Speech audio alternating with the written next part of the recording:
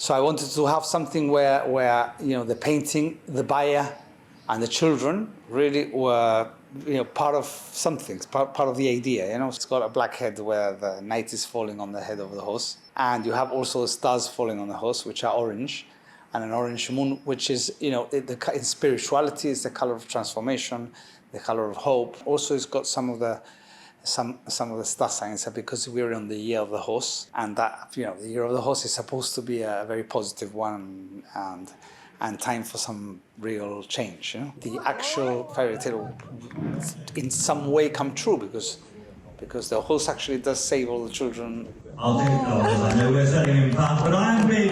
$1 million!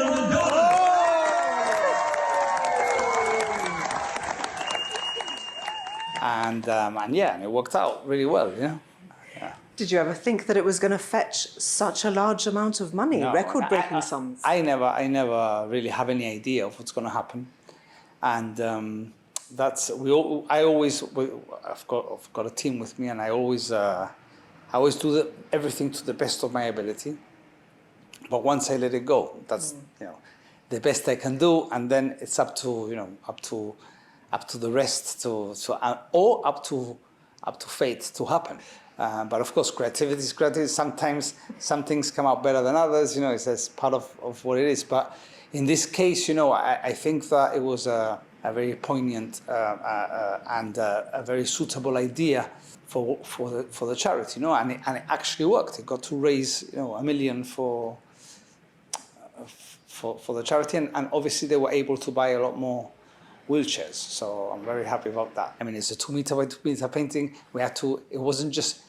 They don't sell that in Gibraltar, so we had to prepare the boards, have it made. It didn't fit in here, so we had to do a few things to get it into the studio.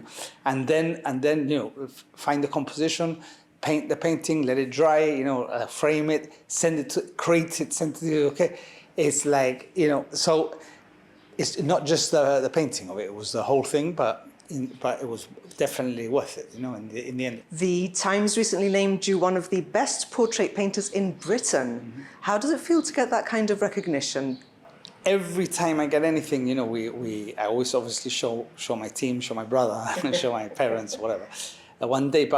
We celebrate it one evening, but then I completely forget about it the next day and we continue. It's because we don't really stop at any point where we've done something and we spent 3 years or two weeks rambling on about it.